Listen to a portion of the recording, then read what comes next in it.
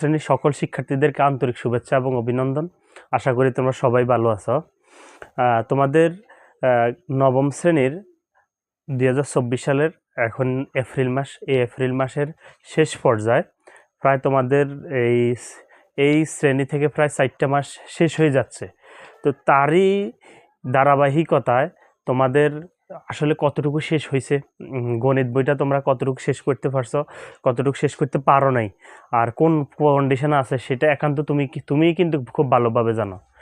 তো তোমরা যারা পিছিয়ে পড়ে আছো, যারা আসলে গণিত নিয়ে তোমাদের একটু ভয় আছে, অথবা যারা একটু পিছিয়ে আছো, তাদের জন্য আমার এই আয়োজনের মাধ্যমে, আমার এই ভিডিওর মাধ্যমে, এই ক্লাসগুলোর মাধ্যমে তোমরা যারা পিছিয়ে পড়ে আছো, তোমাদের যাদের সমস্যা আছে, আশা করি তোমরা আগে যেতে পারবা।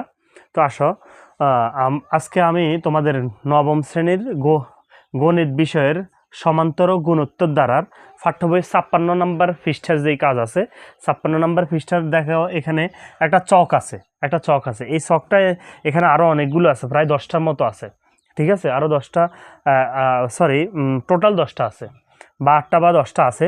তো আমি আজকে 3টা নিয়ে এখন তোমাদের সাথে আলোচনা করব। যদি প্রথম এবং 2টা নিয়ে আলোচনা করি, হয়তো 3 নম্বর অঙ্কটা হয়তো 2য় নম্বর ভিডিওতে তোমরা পাই যেতে পারো। প্রথম 2টা অঙ্ক তোমরা একটু ভালোভাবে দেখো। প্রথম পদ দেখো, প্রথম পদটা হলো 2 আর সাধারণ অন্তর কত? 5। যেহেতু প্রথম পদ 2 এবং সাধারণ অন্তর 5, তার মানে এটা একটা সমান্তর দ্বারা। যেহেতু সাধারণ অন্তর আছে, সাধারণ অন্তর থাকলে সেটা কি দ্বারা? সমান্তর দ্বারা। আসলে স্যার, আমি যদি লিখি, আমরা লিখতে পারি এক নাম্বারটা লিখতে পারি প্রথম পদকে এ দ্বারা প্রকাশ করে, মনে রাখবা। প্রথম পদকে এ দ্বারা প্রকাশ করে, এর মান হইল 2। এরপর হইল সাধারণ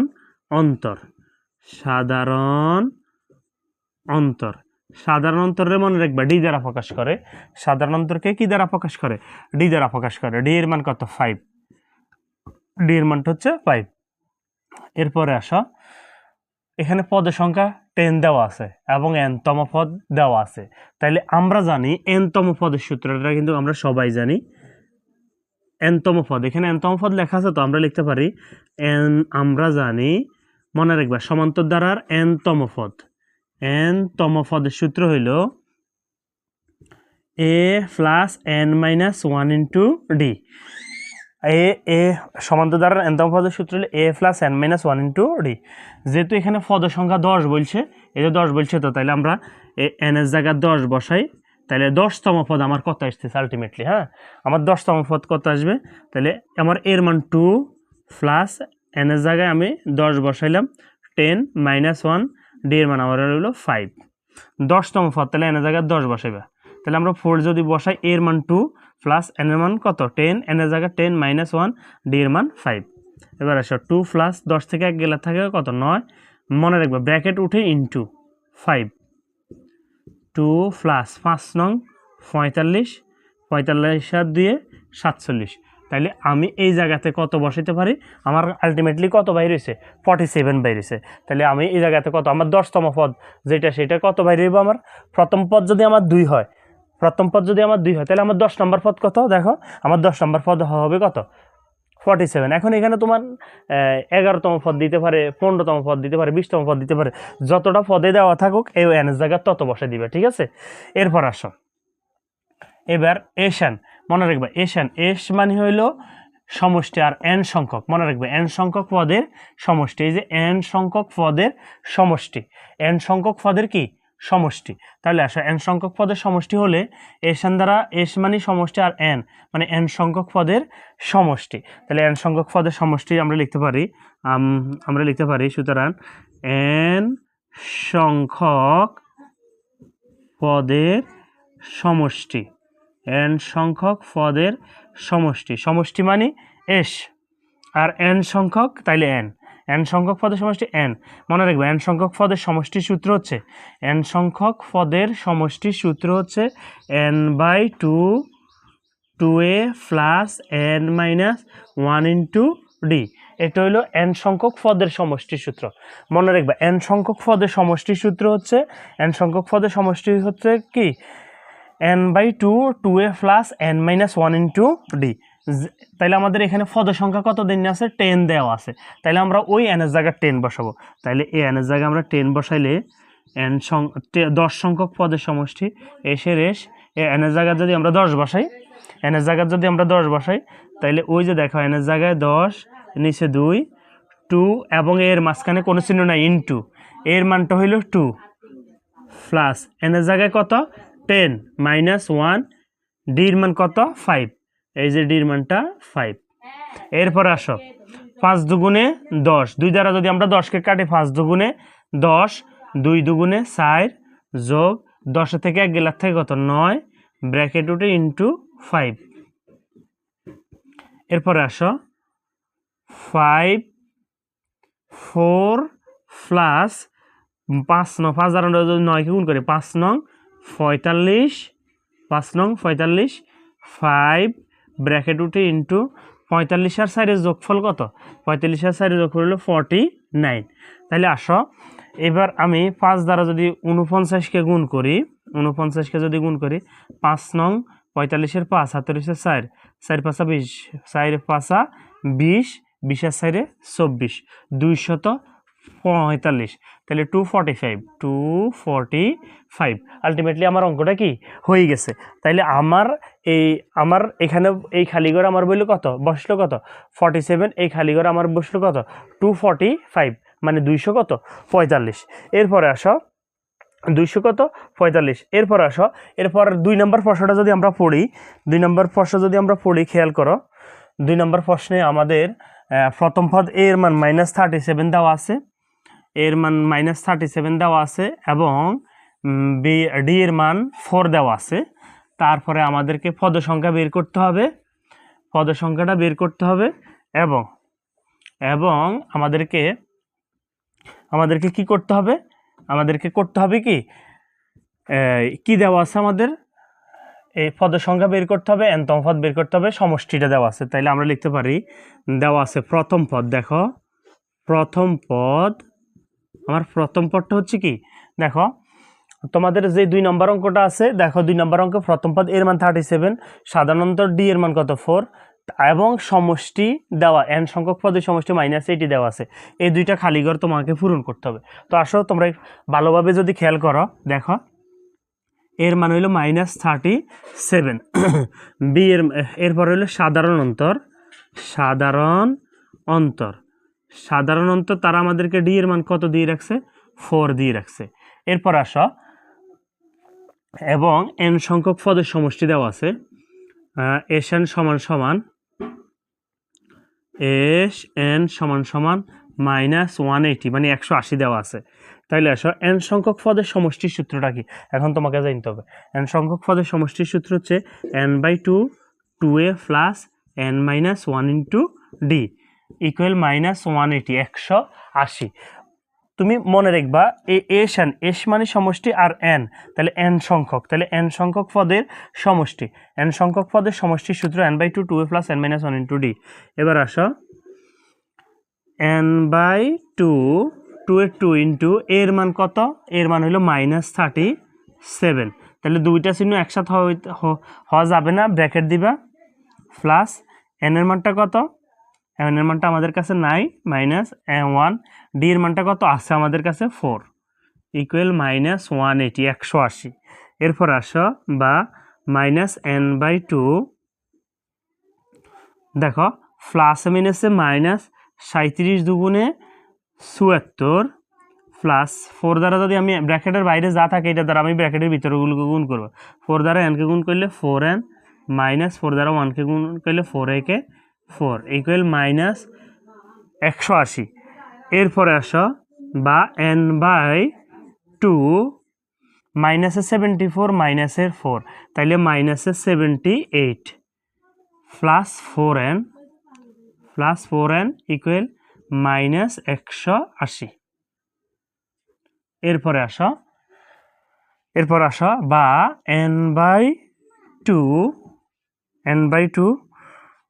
n/2 দেখো আমার এখানে এই যে কি আছে এই দুইটা কি অবস্থা আছে ভাগ অবস্থা আছে। আমি ওই পাশে যদি আমি পক্ষান্তর করি ওই পাশে যদি আমি পক্ষান্তর করি, ওই পাশে যদি আমি নিই n/2 কে যদি ওই পাশে নিই, দুইটা ভাগ অবস্থা আছে, ওই পাশে গেলে আমার কি হয়ে যাবে, গুণ হয়ে যাবে। তাহলে -78 এখানে দ্বিতীয় বন্ধনীটাকে এখন তুমি প্রথম বন্ধনী লিখতে পারো, কোনো সমস্যা নেই, প্লাস 4n, দুইটা এখানে ভাগ অবস্থা আছে, ওই পাশে গেলে কি গুণ, গুণ দিলাম। এরপর আসো -78 এন ব্র্যাকেটের বাইরে যা আছে এটা দ্বারা ব্র্যাকেটের ভিতরেগুলোকে গুণ করবা। এন দ্বারা 78 গুণ করলে -78 এন প্লাস এন দ্বারা যদি আমি 4n-কে গুণ করি তাহলে 4n স্কোয়ার, এন গুণ করলে n স্কোয়ার -180, 8 দুগুণে 18 দুগুণে 36, 360। এরপর আসো আমি আগে 4n স্কোয়ার লিখলাম, প্লাসেরটা আগে লিখলাম, এরপরে -78 এন্ড -360 এই পাশে যদি আনি আমার তাহলে +360। এবার আসো ইকুয়াল 0। এখন আসো দেখো 4কেও ভাগ যায়, 78কেও ভাগ যায়, 360কেও ভাগ যায়, এমন একটা সংখ্যা হলো কত, 2। তাহলে আমি যদি দুইটা কমন নিই, 2 দুগুণে 4, মানে 4কেও ভাগ যায়, 78কেও ভাগ যায়, 360কেও ভাগ যায়, এমন একটা সংখ্যা হইলো কত, 2। তাহলে এই দুইটা কমন নিবা, দুইটা যদি কমন নিছি তাহলে খেয়াল করো 2 দুগুণে 4 n স্কোয়ার মাইনাস 2 দিয়ে যদি আমি 78কে ভাগ করি, 2 দিয়ে যদি তুমি 78কে ভাগ করো তাহলে তোমার হবে কত, 37। 37 দুগুণে কত, 78 প্লাস 2 দ্বারা যদি আমি 360কে ভাগ করি 180 ইকুয়াল 0।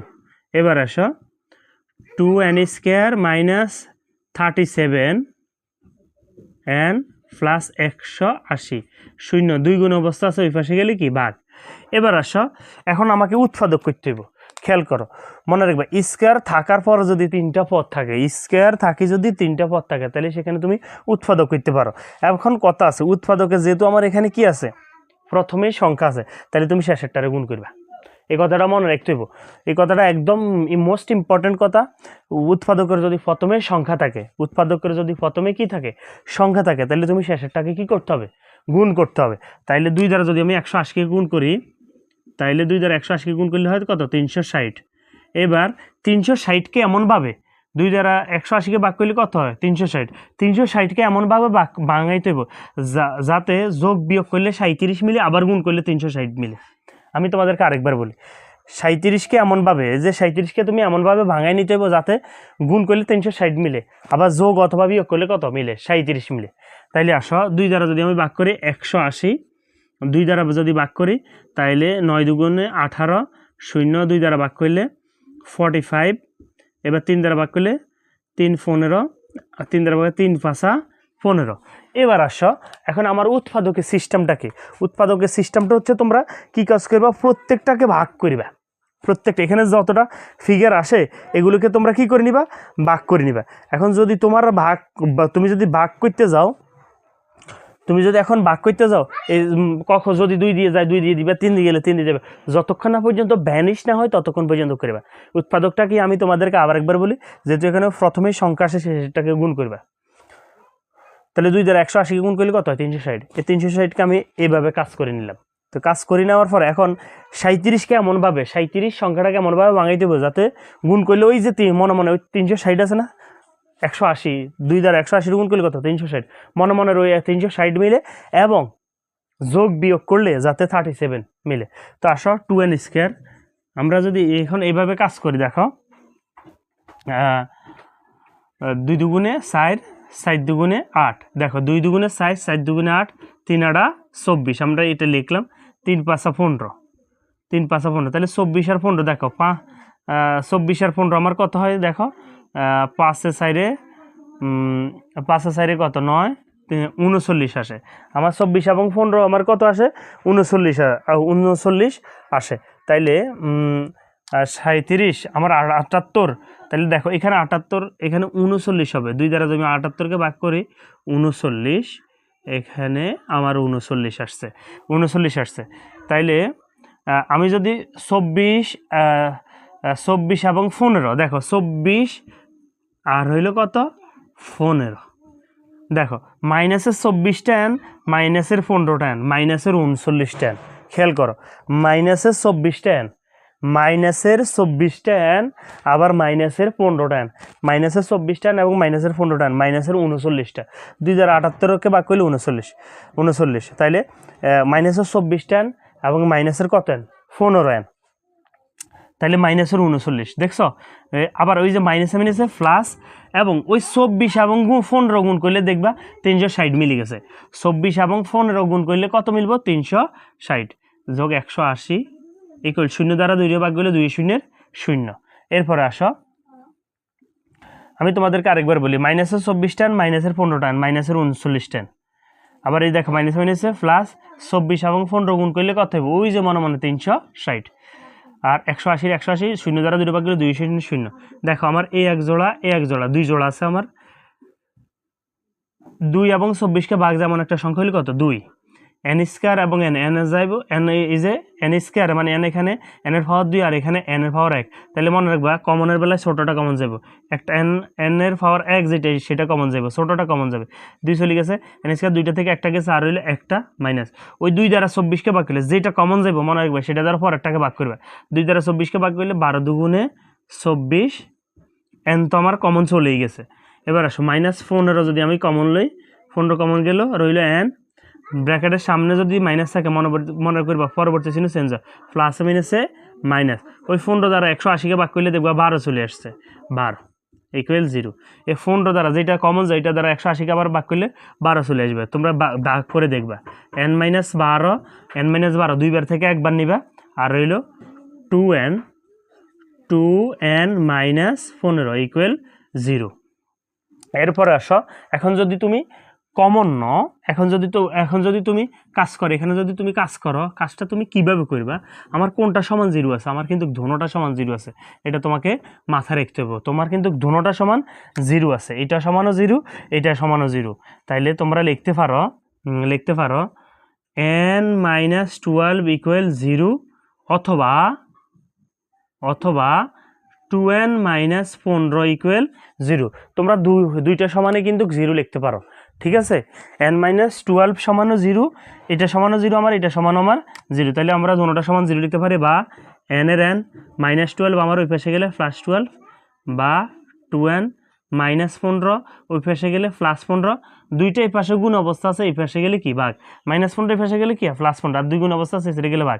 এখন মনে রাখবা n এর মানটা ধনাত্মক পূর্ণ সংখ্যা হইব, n এর মানটা ধনাত্মক পূর্ণ সংখ্যা, তাহলে আমার ধনাত্মক পূর্ণ সংখ্যা হলো, ধনাত্মক মানে যোগের, আর পূর্ণ সংখ্যা মানে কি, যেটা কি দশমিক আলা 9, তাইলে আমার n এর মানটা এখানে 12টা আমার কাউন্ট করা যাবে, কিন্তু এটা আমার কাউন্ট করা যাবে না, 2 দ্বারা যদি আমি 15কে ভাগ করি আমার 7.8 আসে, তাহলে এটা কিন্তু আমার কি নয়, এটা আমার কি নয়, এটা আমার ধনাত্মক পূর্ণ সংখ্যা নয়, তাহলে এটা গ্রহণযোগ্য নয়, তোমরা লিখে দিবে এটা গ্রহণযোগ্য নয়। কি কারণে গ্রহণযোগ্য নয়, কারণ এটা কি নয়, পূর্ণ সংখ্যা নয়, মানে এটা দশমিক আলা, n এর মানটা কখনো দশমিক আলা হবে না। তাহলে আসো আমরা এই যে দেখো n এর মানটা আমরা কত পাই গেলাম, 15 পাই গেলাম, এই যে আমরা এখন এইখানে n এর জায়গায় কত বসাইতে পারি, 15 বসাইতে পারি। এবার আসলে আমার 15তম পদ কত এটা আমাকে জানতে হবে, তাহলে 15তম পদ হইলে আমরা লিখতে পারি n তম পদ, সুতরাং n তম পদের সূত্রটা আমার কি, a + n - 1 * d, এটা হলো আমার n তম পদ, এটা আমার কি তম পদ, n তম পদ, তাহলে আমার 15তম পদ হচ্ছে কি, n এর জায়গায় 15 বসবে, মনে রাখবে n এর জায়গায় কি বসবে, 15 বসবে, 15তম পদ, এর মানটা আমার কত পাইলাম, আমি এর মানটা পাইলাম আমি -37, -37, n এর মানটা 15 - 1, d এর মানটা আমি কত পাইলাম, 4 পাই, এই যে d এর মানটা 4 পাইলাম, এই যে 4 দিলাম, -37। এরপরে আসো এখানে -37 প্লাস n এর জায়গায় 15 বসাইলাম, -1, d এর মানটা আমার কত, 4, এই যে 4 বসাইলাম, প্লাস 15 থেকে যদি আমি 1 বিয়োগ করি আর থাকে কত, 14, ব্র্যাকেট উঠে ইন্টু 4, -37 প্লাস 4 14 56, মনে রাখবা 4 14 কত, 56। এবার আসো 56 থেকে আমি 37 কি করব, বিয়োগ করব, তাহলে 56 বিয়োগ 37, 16 থেকে আমার 7 গেলে আর থাকে কত, এখান থেকে 3, এখান থেকে 6, 9 1 19, আমার কত 19। তাহলে আসো আমি যদি তোমাদের রেজাল্টটা দেখি, তোমাদের এই অঙ্কতে যদি তোমাদের রেজাল্টটা দেখি, এটা আমার হইলো কত নম্বর অঙ্ক? 2 নম্বর অঙ্ক। 2 নম্বর অঙ্ক আমার কততম পদ বলছে? স্যার এন এর মান কত? 15। এন এর মান 15। তাহলে আসো এখানে আমার এন এর মানটা 12। তাহলে এন এর জায়গায় যদি আমি 12 বসাই, এন এর জায়গায় যদি 12 বসাই, এখানে এন এর মান আমার 12, এখানে আমার এন এর মান 12, এখানে আমার এন এর মান 12। তাহলে 4 12 কত?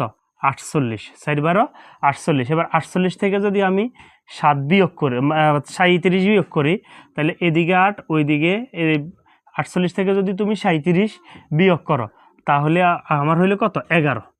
48 থেকে আমরা যদি 37 বিয়োগ করি, তাইলে আমার হয় কত? 11। তাইলে আমার এই যে এই 15তম পদ হবে আমার 11। বিষয়টা খেয়াল করছো? এখানে 12, প্রথমে তো 15 দিয়ে কাজ করছে, আসলে এখানে কত হবে? 12 দিয়ে কাজ করতে হবে। তাহলে আমার রেজাল্ট আলটিমেটলি কত হইলো? 11 হলো। ঠিক আছে, তাইলে আমার এখানে আমি 11 বসাইলাম। তোমাদের যেই সমস্যাগুলো থাকবে, তোমরা অবশ্যই এই অঙ্কের নিচে দিয়ে অবশ্যই কমেন্টস বক্সে কমেন্টস করবা। যদি কমেন্টস বক্সে তুমি কমেন্টস করো, তাহলে আমি আবার তোমাদেরকে ওই চ্যাপ্টারটা আবার আরও ভালো করে বুঝিয়ে দিব। এই পর্যন্ত তোমরা যারাই মানে পুরো ভিডিওটা দেখেছো, অবশ্যই ভিডিওটা একবার যতক্ষণ না বুঝো তুমি, ততক্ষণ পর্যন্ত ভিডিওটা দেখবা। দেখার পরে আশা করি তোমার আর সমস্যাটা থাকবে না। আজকে এই পর্যন্তই। খোদা হাফেজ।